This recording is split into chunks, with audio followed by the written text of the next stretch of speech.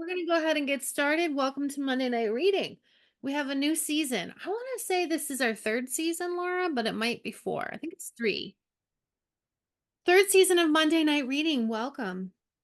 If you've never been to Monday Night Reading, I created this for nonfiction authors so they would have the same chance that fiction authors get to read from their work.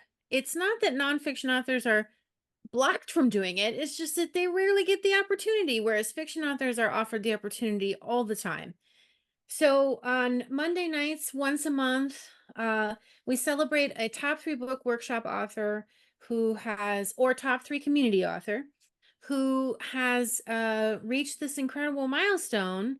And tonight, that person is Marcia Dawood, whose book, Do Good While Doing Well, hold it up if you got it, is out tomorrow and available where all books are sold. Hey, Marcia. Hi, thanks for having me. So exciting. It is so exciting. I'm thrilled, and this has become a rite of passage in the top 3 community to reach this point. And I remember when you started coming to these Monday nights, were you thinking about the day that you would be doing one?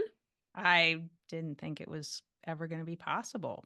I never thought I'd write a book either. So Not only so did you glad. write not only did you write this book, but you also have a workbook. Yes. Yeah, so you did 2. Amazing. Today, you'll be in the chat. Laura Stone, if you want to give a little wave, Laura, from the top 3 team, will be giving you links periodically throughout the event for you to get your own copy of Do Good While Doing Well. And even if you have one, I would like to encourage you to also pick up another copy to give to a friend. This is really helpful to Marcia because when we get a little bit of a bump in sales, it does kind of little magical things happen on Amazon for her. So, this is a great day for you to get a copy of her book. And again, we're going to be the holidays. It could be a gift. Maybe get multiple copies. And then my other big ask for you is anybody who gets the book today or already has the book to please, please, please leave a review. Leave a review, leave a review, leave a review. This is the currency for authors. It takes us, for every review we get, we've probably asked 30 times, maybe even more, to get one. And it helps buyers know, is this a good book? Is this something that I should buy? It also helps Amazon see that this is a good book. So please, it's really valuable. It can take just a few seconds. So I'm going to just make that plea right now before we introduce Marcia. And then Laura will keep giving you reminders throughout the day, also how you can connect with Marcia after the event. So here's how Monday Night Reading works. Laura will introduce Marcia. And then Laura and I will have a chat, and she's going to do a few excerpts today, and we'll ask some questions. One of the things I want to point out is that we have a little tradition here at Monday Night Reading. We like to put in the chat what resonates with us while we're listening to Marcia read. And so that could be a line that you liked, or a thought that occurred to you, or something that was inspiring. My T3 people, if you can lead that way and demonstrate how we do that, we give the chat to the author. It's really, really special. So we hope that you'll participate today. And I think our next, and the only other announcement is our next one is October 7th. So we're in the season now, y'all, and these are free events that you can come and hang and learn from new authors. Laura, would you introduce Marcia for me? I would absolutely love to introduce. And by the way, I have a copy coming tomorrow, and I'm going to be ordering extra copies for my book club, who expressed a lot of interest in this topic. So I'd like to tell everybody here who Marcia is. So my dear, fabulous, and fun friend, Marcia Dawood, is on a mission to empower us all to realize our potential to invest in positive change. She is passionate about bridging the gap from early stage inception to building thriving, profitable companies. A proponent of diversity and startup leadership, proven to yield better outcomes, Marcia supports companies that are working on solutions to big problems in the world, like hunger, clean water, medical advances, and climate change. Marcia is also an advisor to the Securities and Exchange Commission on the Small Business Capital Formation Committee. She's a venture partner with Mindshift Capital and a member of Golden Seeds, one of the largest angel groups in the US, and both are focused on investing in women-led companies. She is Chair Emeritus of the Angel Capital Association, the global professional society for angel investors. She's also an associate producer on the fantastic and inspiring documentary film Show Her the Money. So be sure to check your local listings for a showing near you. Marcia received an MBA from the University of North Carolina Kenan Flagler Business School. A TEDx speaker and the host of the Angel Next Door podcast, Marcia walks the talk and holds investments in over 50 early stage companies and funds. She's committed to expanding support for diverse companies that overcome the world's biggest problems and accelerate positive change. Her book, Do Good While Doing Well, is our roadmap to learn how we too can help. AJ? So good. That's part of the reason you want to come to Monday Night Reading is when Laura does your intro. Hey, Marcia. Hey. Hey. All right. You know what I'm going to ask you. Yes. For whom did you write this book? So I wrote the book for anyone who wants to make a difference and they're not sure how one person is able to do that. And my core message is that in order to be the change, you can invest in the change that you want to see in the world. And the promise is that by the time you finish reading the book, you will have a roadmap, a pathway to be able to make that change by yourself. Love. Oh, so good. So good. Okay. So I'm going to let you just dive right into the first excerpt. Will you set it up for us? Sure. So I'm going to read the introduction and the beginning of the first chapter, because I think that kind of sets the stage for what the book is about and kind of the direction it's going to go. Awesome. Get going. I can't wait. All right. When I step off the iconic TED red dot and into the audience, a line of people waits for me. I've just given my talk about investing for change, do good while doing well at TEDx Charlotte. As I meet people standing in line, each asks the same question. What do I do next? The answer to that question can be different for everyone. The things we're passionate about are different for all of us, and the amount of time or money we can devote not only differs by person, but also based on what's going on in our lives. But there's one undeniable commonality. We want to make a difference. I never thought that as one person, I would be able to affect the change I want to see in the world. I thought that was for big companies and charities to work on, not me. My career started in corporate America, working for the same company for more than 16 years. And then one day, I accepted an invitation to a meeting to see a few entrepreneurs talk about their companies. I was fascinated.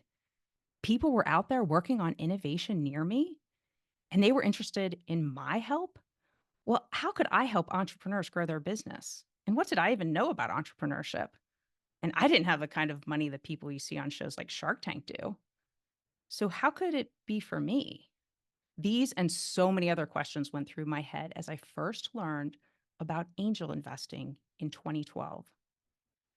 Through angel investing, I was able to find and engage with companies working on interesting innovations that I cared about, things that could make a real difference in the world.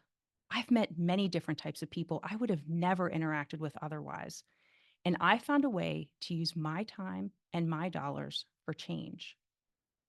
You too may be wondering how you can make a difference. We hear stories about groups of people coming together, and due to their collective efforts, big things happen. Take the Ice Bucket Challenge back in 2014.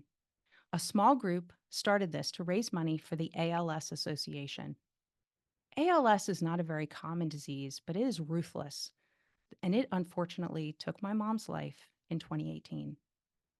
That challenge went viral and raised more money and awareness in support of ALS than the association had ever seen in its history. But can individuals make a difference too? The answer is yes. You will hear stories throughout the book about startup companies that wouldn't have made it if they hadn't gotten help early on from just one or a few people like you and me.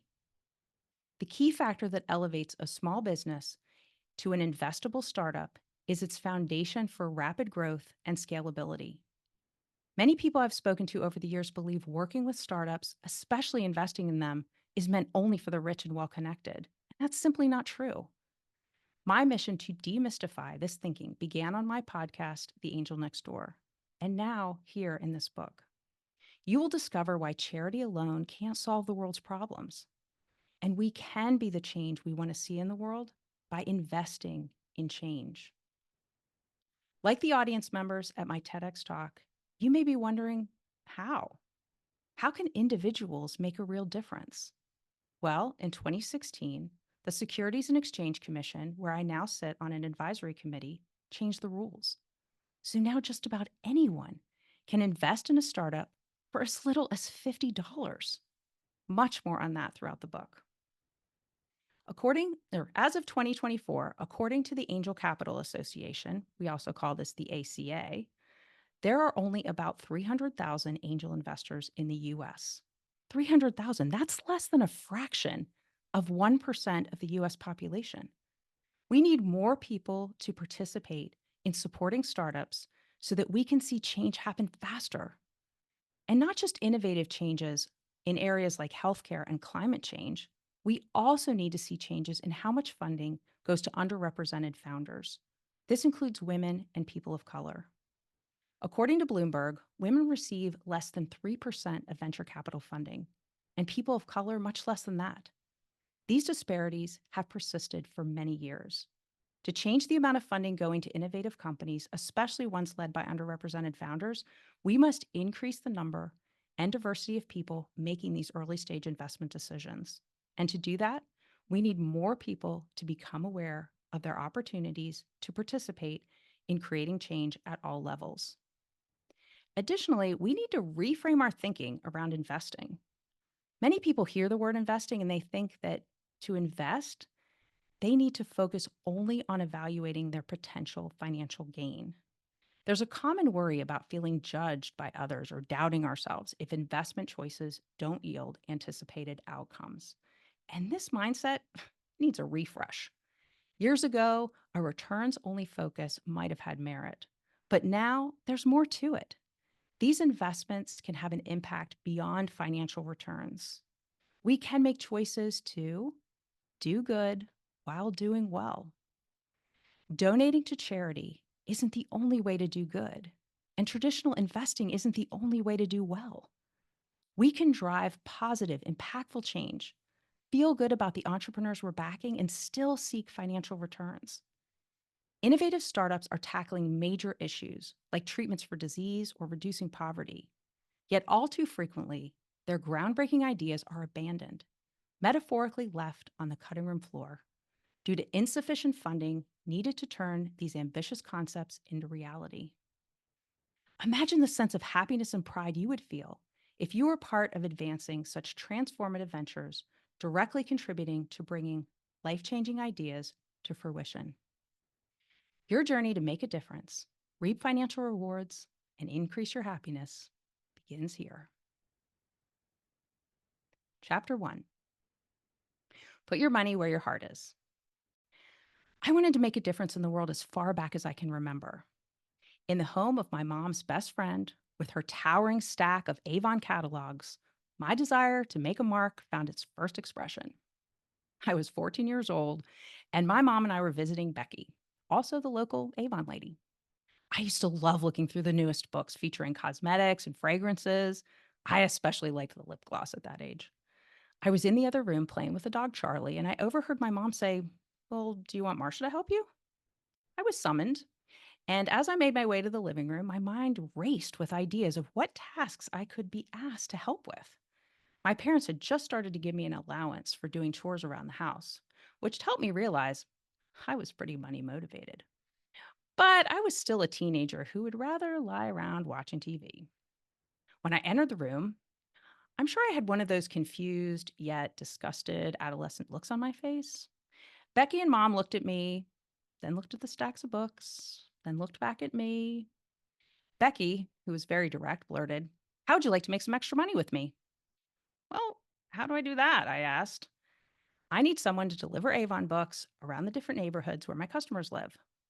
Well, the money motivated side of me was excited. But the lazy side spoke first. That seems like a lot of walking. Becky and my mom both burst out laughing, leaving me feeling a little embarrassed. What did I say? In the car, Becky said, still laughing. I'll drive you around in the car and we'll go to each store and drop off the books. I envisioned myself having to go to every house in the entire neighborhood, which seemed daunting.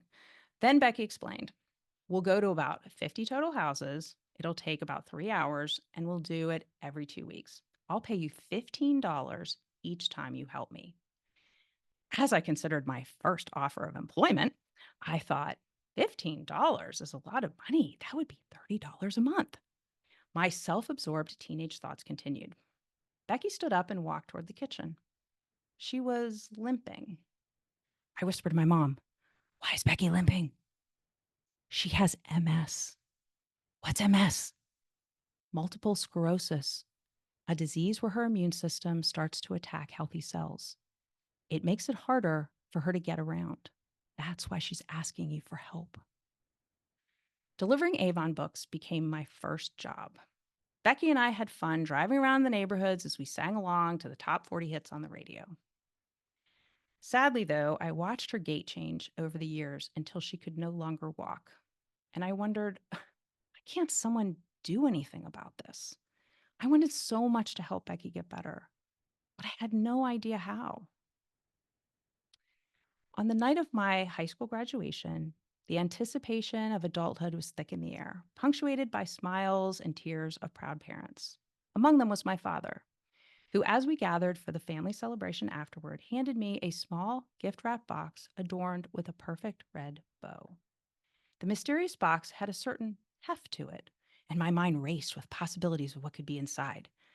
My best friend had just gotten a new watch for her birthday. Could they have heard me admiring it? Or maybe something more personal, a keepsake handed down through the generations. With my parents' eyes on me, I carefully unwrapped the package, savoring the moment of discovery. Inside, I found something unexpected, yet very meaningful. A stone magnet etched with the words, "Be the change you want to see in the world." The quote, attributed to Mahatma Gandhi, resonated with me immediately. A surge of empowerment washed over me, a sensation that seemed to resonate with the core of who I was and who I wanted to become. I felt fearless, invincible, ready to conquer the world. My heart pounded in agreement as I mentally shouted, yes, I want to be the change. But as the excitement settled, a more complex question began to take shape. Tugging at the corners of my newfound confidence, how do I do that? How can I, a single individual fresh out of high school, make a difference and affect change in the world that lies before me? That night, my father didn't just give me a gift. He put me on a mission that would take me down roads I never expected, filled with trials, triumphs, and the relentless pursuit of a goal that once seemed unattainable. A mission to be the change, to make a difference, one step at a time. I'll stop there. You didn't get to the other part about Becky and oh, first of all, you read like a dream. You read like a dream. We are all captivated. Wonderful job. Y'all, you have an audiobook, right? Yes. Yeah, get the Yeah, that's how I got audiobook. good. You know how many times I had practices? Get the audiobook. Now you have a little taste of it. Oh, Marcia, I'm actually emotional listening to that story about Becky. I'm thinking about all the versions of it, and just, oh, it's so special to hear that. I know the chat was lighting up. Can you, for your next excerpt, are you going to keep going with this, or are you, no? Okay, Now I was so, going to switch to the golf course story. okay, great. So can you just tell people, what was that turning point when you realized, okay, I want to be the change. I want to help people like Becky. I don't know that charity is the way to go. Is there another way? Can you talk a little bit about that? Yeah, I think it really comes down to that first meeting that I mentioned in the introduction. Like, I was invited to this angel investing meeting, and my question was, what's angel investing? I don't even know what you're talking about. And, already I'm in my 40s, so it's not like I'm fresh out of, college or anything. I had no idea. And I went to this meeting, and I had been working in corporate America, kind of doing the same thing, expecting different results kind of thing. And I go and I see these entrepreneurs who are just blowing my mind with the things that they're coming up with, all these different innovations. I'm living in Pittsburgh at the time. So I'm like, wait a minute, innovation doesn't happen in Pittsburgh. But it does. It happens in every city and every town. And I think that's when I started to realize, oh, wait a minute, there's a lot going on, and I've been just kind of living under a rock. So this is something I got to find out more about. So you just you started to put in chapter 1, you talk about how you put all that together with that drive you have to help people with understanding how you could actually put your money to work in a way that not that you shouldn't donate to charity, but here's another way, and perhaps a more powerful way. Yeah, and you'll hear in the last section that I'm going to read tonight a little bit about the charity piece and how that can be a part of it too. I love that. I love that you're not you're not excluding charity, but you make a Not at fair all. point. Those of us who are really driven to make a difference wonder if we are making a difference, and what you talk about with angel investing allows us to invest in the things that really matter to us and to also see that difference happen. Um, so I love that. I love that. So, all right, I want to ask you why this became such a I mean, I understand you wanted to make a change, but once you understood what angel investing was, why do you think it became such a passion for you?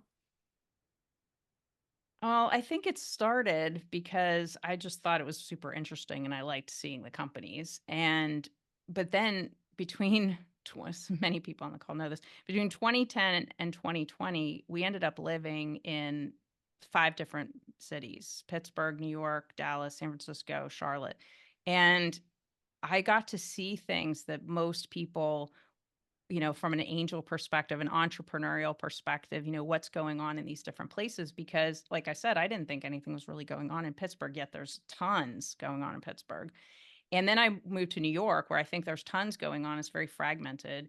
And then I'm in Silicon Valley. So I'm like, hey, I'm in the heart of this. And it's kind of a bro network. Sorry, any guys that are on the call.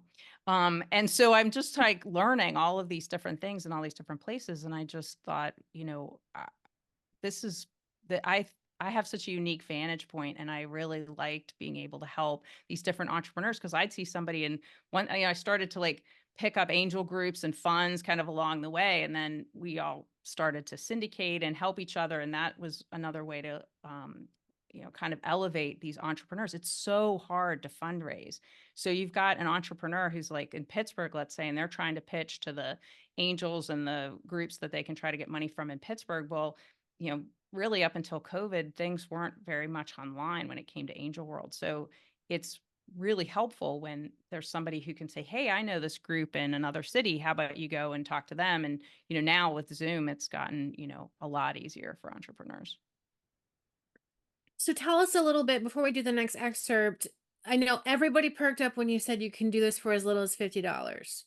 So can you give us just a little more background on, I mean, we'll read the book, but tell us about the $50 and that change. So there's several platforms that do equity crowdfunding and debt crowdfunding. You don't necessarily have to take an equity stake, but you can invest $50, $100, $200 in a company. My personal favorite equity crowdfunding site is called republic.com. And in fact, on Thursday, I have the CEO coming on my podcast. I'm dropping his episode. It took me a year to get him to come on my podcast, and it's great. We talk a lot about just democratizing private investing, and I think it's still so much in its infancy. So kind of like if you think about how hard it was to buy stocks back in the 80s and 90s, you had to have like a money maker and you had to have a brokerage account. And it was like, people had to go to the stock exchange floor. It was really challenging. Well, nowadays you can just go to E-Trade and you can buy fractions of a share. You don't even have to buy a whole share. That's so much easier. That will happen with the private markets. It's just a little more challenging. So equity crowdfunding is a way that people can have a very, very small ownership in a company with, just a very small amount of money, and still get to, know about the company, follow their journey, Most of the time they have either a product or service that the consumers use. So you can, help them by becoming a customer, all those things. I love it. And did the person on the podcast does he know about your book and did he read it Oh or? yeah. And then he was great. He was like, yeah, actually go to your publisher and find out how I can buy codes so I can just give people codes to go buy your book. I was like, okay, I'll do that. Perfect. I love to hear that. Bulk buys. That's right. Bulk Okay, buy. so Marcia, set up for us the next excerpt. Okay. Let me get to my page here. All right. So for those of you that that don't know, my husband Izzy is a main character in the book. And so we're going to get to a point where we're talking about him, but I do introduce him in chapter 1. But and now I'm going to be talking about, just this whole idea, like, why is it that women are getting so much less funding? Like something has to change. So that's what this next one is. Okay.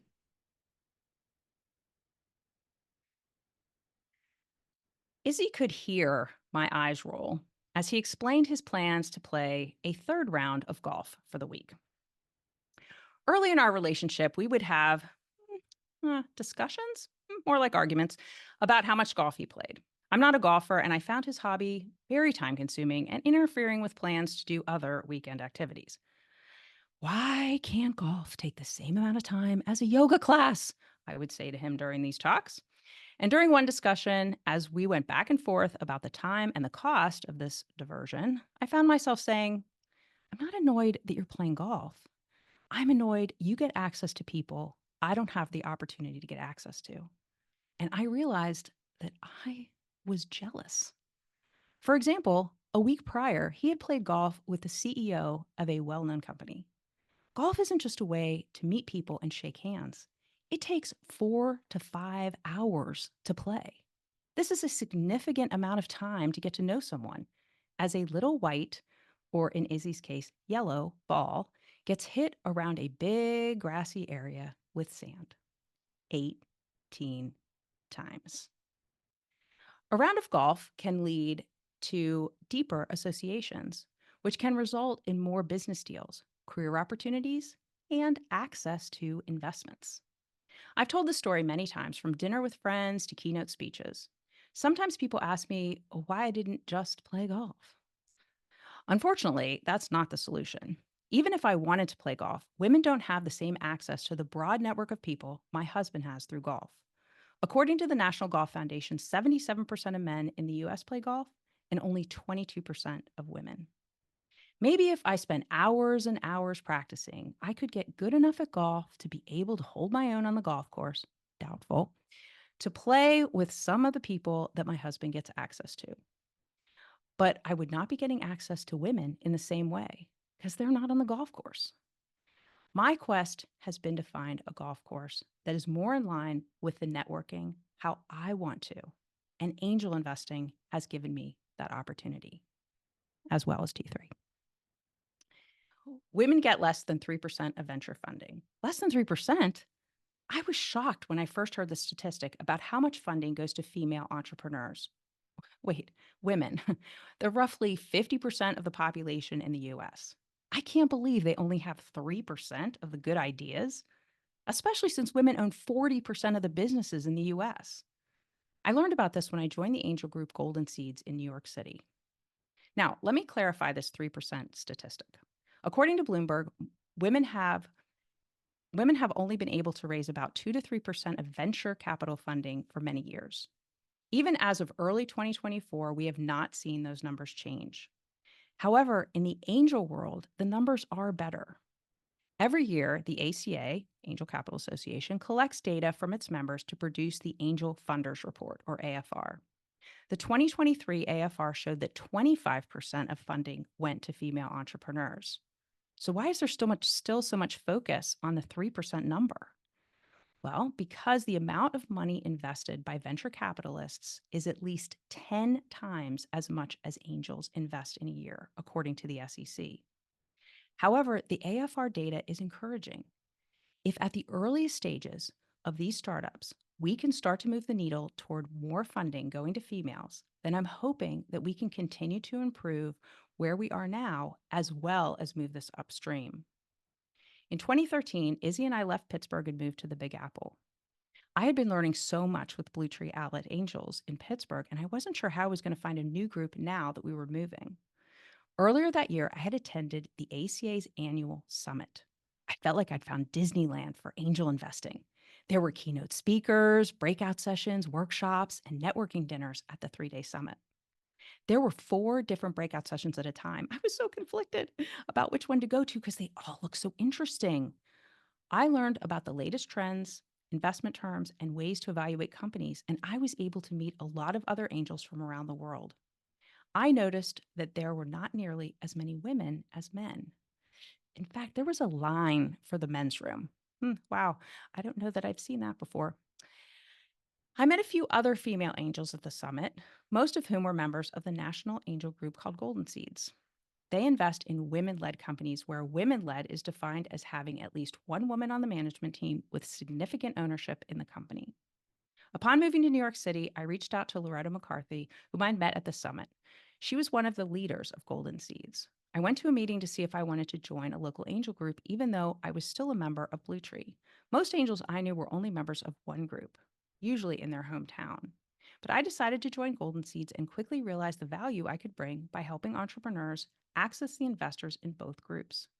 Fundraising is an extremely difficult and time-consuming process for any founder. And as I began hearing female founders pitch their companies at Golden Seeds, I saw how much more difficult it was for women. The amount of funding going to women is so low, at less than 3% annually, and women of color, it's less than 1%. This needs to change.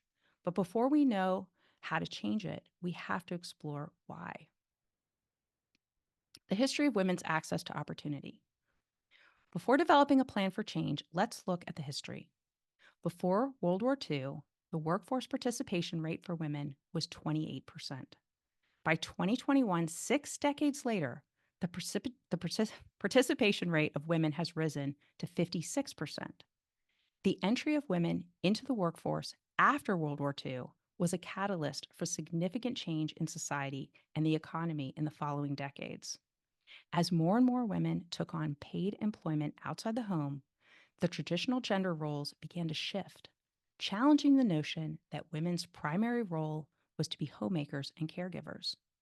The Civil Rights Act of 1964 prohibited employment discrimination based on gender, among other things, providing legal protection for women in the workplace. This opened even more opportunities for women, and many entered previously male-dominated fields such as medicine, law, and finance. The feminist movement of the 1960s and 70s further pushed for greater gender equality, advocating for equal pay, reproductive rights, and the end to gender-biased discrimination in all areas of society. And as a result, women gained greater access to education, job training, and leadership positions. Despite these advancements, women, especially women of color, still face significant challenges with access to opportunities, people, and education. Women of color are both ostracized and discriminated against in the workplace, especially when it comes to leadership roles. Even within the context of women gaining more rights, some women still struggle, and we may never know what great ideas they have due to the unfair obstacles placed before them. Another part of history is a term I call generational networking, when talking about the access men get over women in many circumstances. Historically, many networking avenues such as golf, community clubs, and alumni groups, just to name a few, were accessible predominantly to white men. The roots of many of these relationships were built over generations. This is a broader issue affecting not just women, but all minority groups. Now, to be clear, I'm not saying men are bad or it's their fault. It's simply history. And this has become embedded in our culture. So how do we increase the amount of capital to women? Well, looking back at history, women have made substantial career advancements in medicine and law, but the needle hasn't moved much in venture capital. The 3% number is one we have heard for many years, and I was hoping I would see these numbers change by 2022, 10 years after I started angel investing, but they have not. So how do we change this? There's 3 ways. Involvement. We need more people getting involved who look like the founders. We won't change the amount of funding going to underrepresented founders until we change who is making the investment decisions. Biases. Everyone has biases, both men and women. There needs to be more education about the biases and how we can counteract them. And access. We need to create more golf courses, more ways for different people to connect. I'll stop there. I love it. You seamlessly weave. So just from a just just as your editor on previous passes, I just love how you seamlessly weave the storytelling, your mission, the stats, the history, bring it all back around. Just excellent, excellent. But why'd you pick the golf course for an excerpt? I really want to know. I think I know, but why'd you choose it? Well, it's a good story to show why women are really getting less access. And that was a pivotal moment for me. I mean, I remember the conversation because I couldn't say the name of the company, but he came home one day and he was playing golf with the sitting CEO of AT&T. And I'm like, "What the I just I, what?" So I'm like, how do I get that kind of access? It wouldn't matter what kind of job I had, how much I tried. I was never going to get that kind of access to people. So then I was just like, this is the problem. Hmm. This is what we have to change. These women are not going to get funding because they're not sitting in the right rooms. The people who are making the investment decisions, they're on the golf course or, in other generational networking places. Yeah, I'm so glad you shared that. I'm so glad you shared that. Have you had any feedback about that section from people who've read it? I think I do get a lot of people who say, they're like, yeah, wait a minute. Why can't golf take the same amount of time as a yoga class? Oh, okay. Okay. But yeah, no, it does resonate with people because, and even for men who don't play golf, they're kind of like, yeah. The other thing too that I found, and of course I know I do not play golf. I have no hand-eye coordination whatsoever. So that would not be happening even in the best of circumstances. But my husband is a very, very good golfer. So that lends itself to a whole other level. You become very good at something, everybody wants to play with you. So he gets access to things. I mean, it's ridiculous. So it's kind of like one thing just kind of snowballs into another. So I was like, okay, well, as women or as people who don't play golf, we need to come up with all of the places that we can network with people where we're going to find those opportunities and where we're going to be able to help, especially these founders who are coming up with these amazing ideas that are going to change the world. Well, how are we going to help them to get the funding they need? Yeah, I love it. I love it.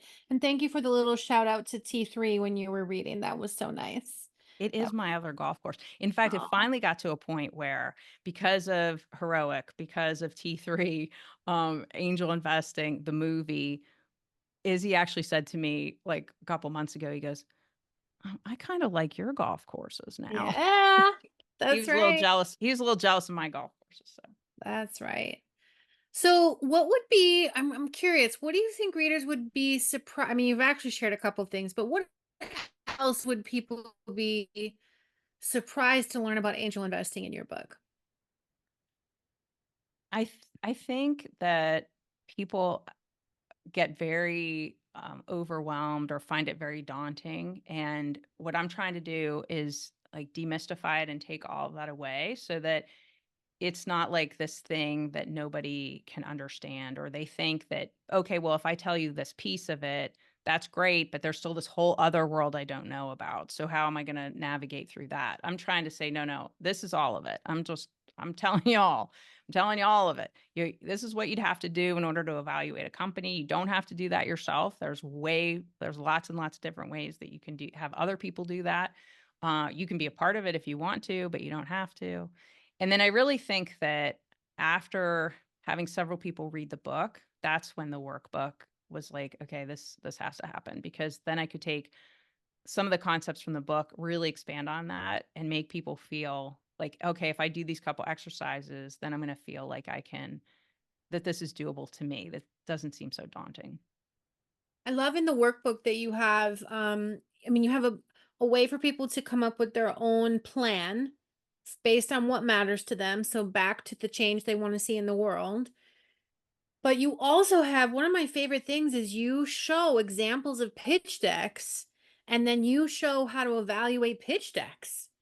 So that would be the thing that would make me nervous is, well, okay, I'm going to sit in a presentation, but how do I know if I how to evaluate this presentation? But you walk people through with s- quite a few examples of pitch decks.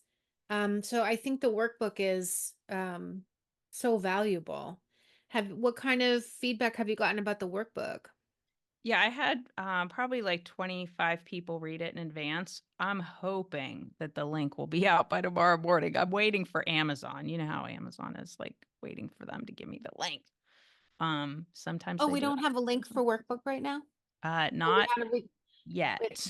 Not yet. Maybe if somebody wants to Google "do good while doing well" official workbook, see Laura, the links there. Laura's gonna do it. Yeah. Yeah. So Ellen, you've got people asking for it. What's the best way for them to find out about the workbook then? And once the Just link go to to you can go to my website, and okay. I'll be talking about it all on social media too as soon as I have the link. Okay, and then also I'll be posting about the book tomorrow if anybody follows me, and hopefully the workbook will be up and we'll include that link as well in our post in addition to the this book right here, this one. So you've got one more excerpt, yeah? Yeah. Okay, you want to set that up? Yes. So the one thing that I think really resonates, especially with female investors, is this idea of using philanthropic capital. And it is something that I didn't know about until probably at most 2 years ago. And I was just shocked to find out. And I thought to myself, wow, this is like a triple win.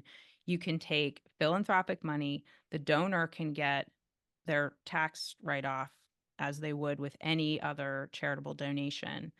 But then the money goes toward for profit companies.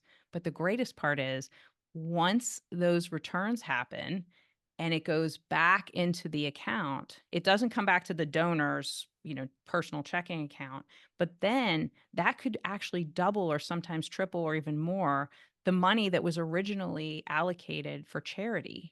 So you could take, just to say, $1,000 and potentially turn it into $5,000 by having it be invested, because these I'll go on to explain it in the excerpt, but they're a donor advised fund will actually invest in like the stock market or mutual funds or whatever. You can do that with the private markets, but I just had no idea it existed. So Wow, that's awesome. All right, well, here you go. here we go. So this is chapter 7, surprising ways you can bridge the funding gap. Even when every year when the statistics come out about how little funding goes to female entrepreneurs and people of color, I cringe that we are not moving the needle fast enough. In chapter 5, you learned about what needs to happen to start changing this. And you can also use more creative solutions. The 3 ways we will cover in this chapter are not common, but are quite easy to implement, and depending upon your financial situation, could be preferred over the traditional methods we've been talking about throughout the book. 1, donor advised funds, or DAFs, which is investing using philanthropic dollars. Number 2 is through your individual retirement accounts, IRAs, investing out of those retirement accounts. And revenue-based financing, investing capital for a percent of ongoing gross revenues instead of a percent of ownership. If more people knew about the surprising ways to invest in startups, which we were about to review, we could start to bridge the funding gap at an accelerated rate.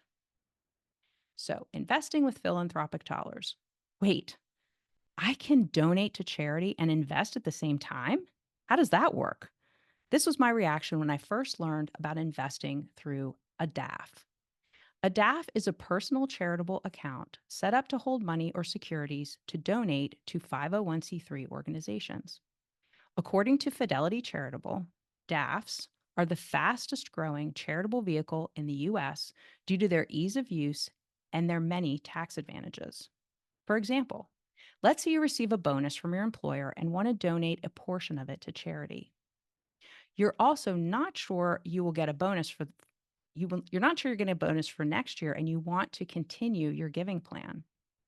Rather than give the entire amount this year, you could open a DAF and set up grants to go to charity or charities over several years.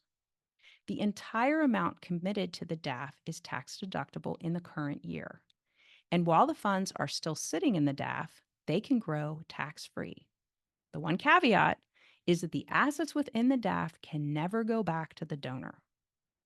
Now, many people have the money within their DAFs invested in stocks, bonds, or mutual funds, so the funds will grow until the grants are made to the charitable organizations.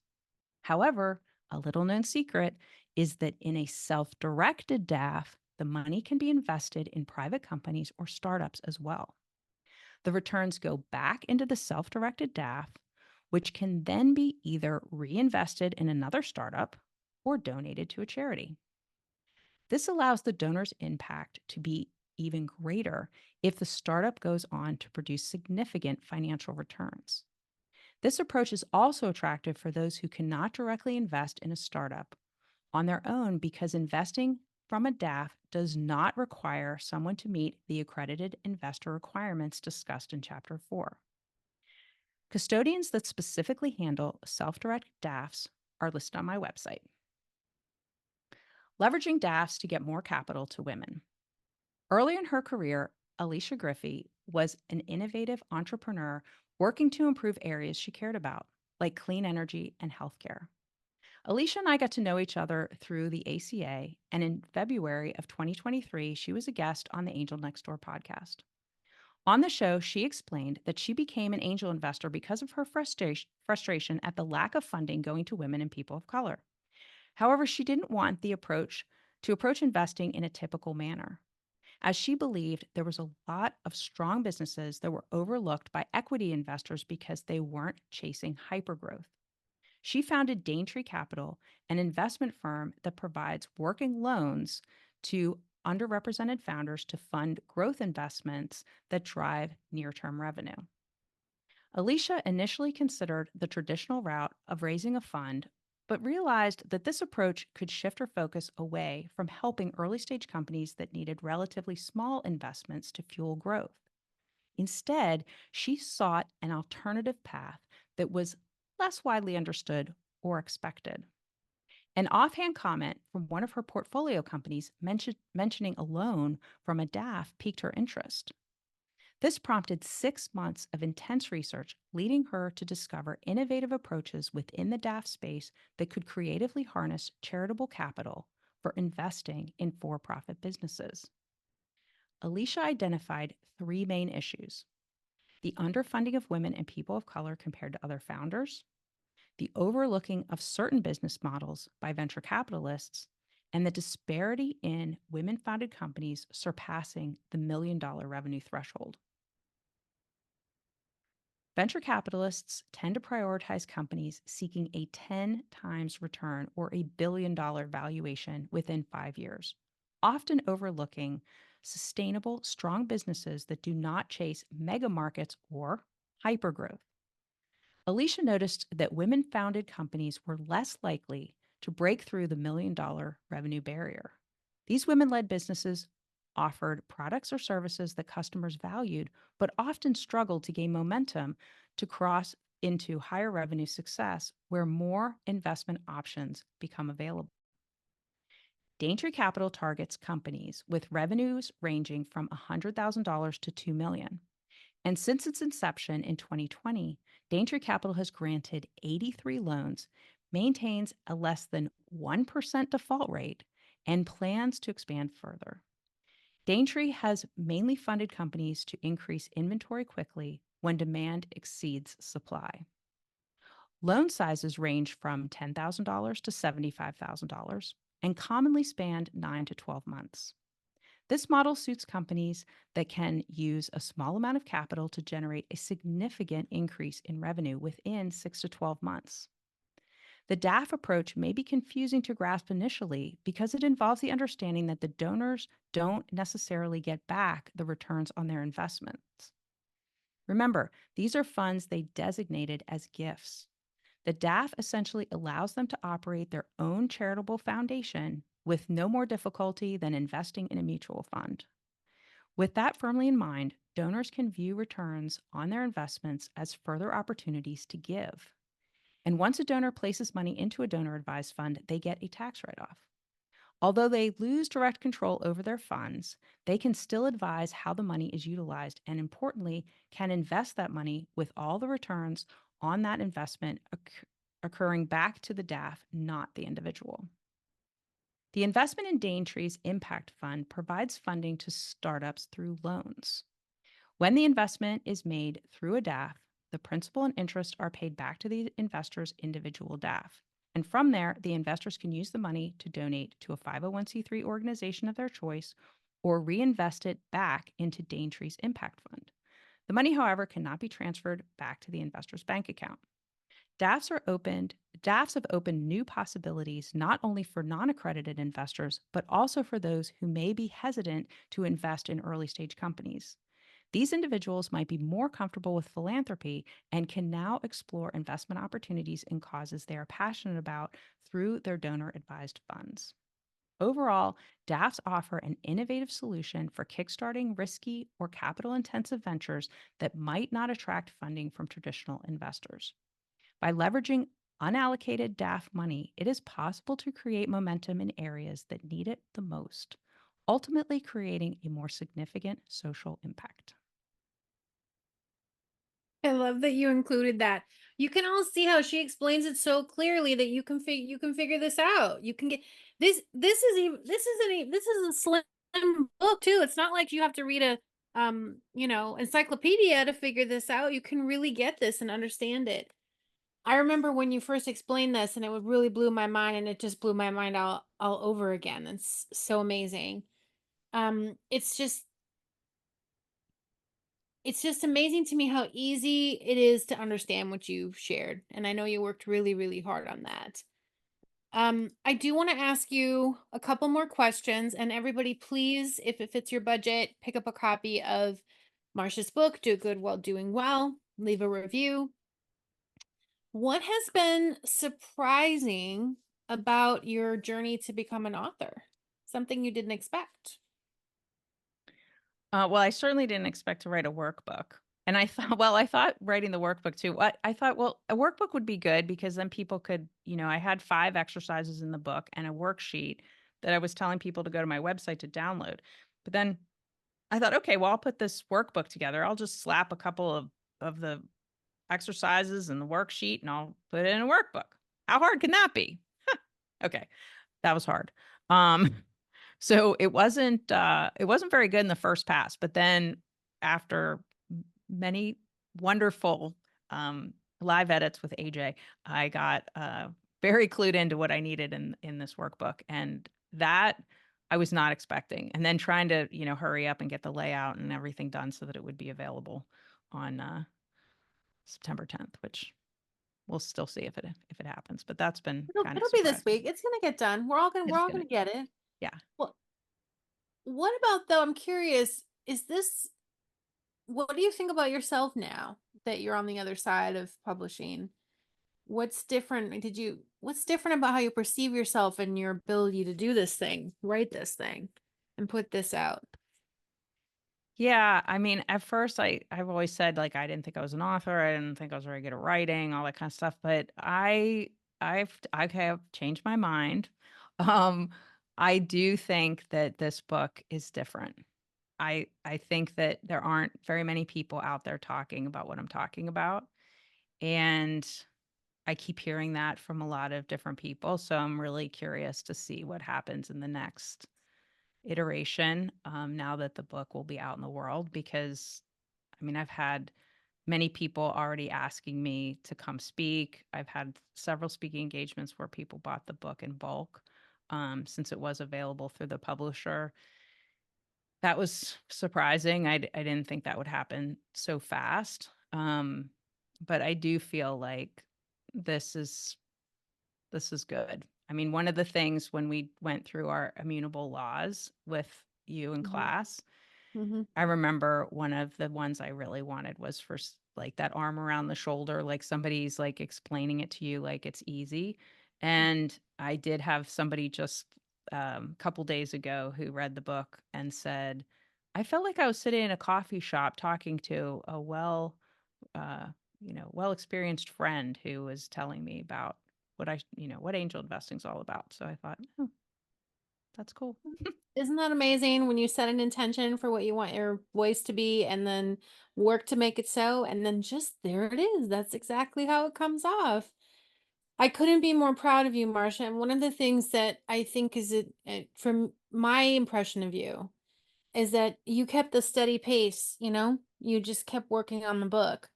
And that that shows in how much you've been able to accomplish.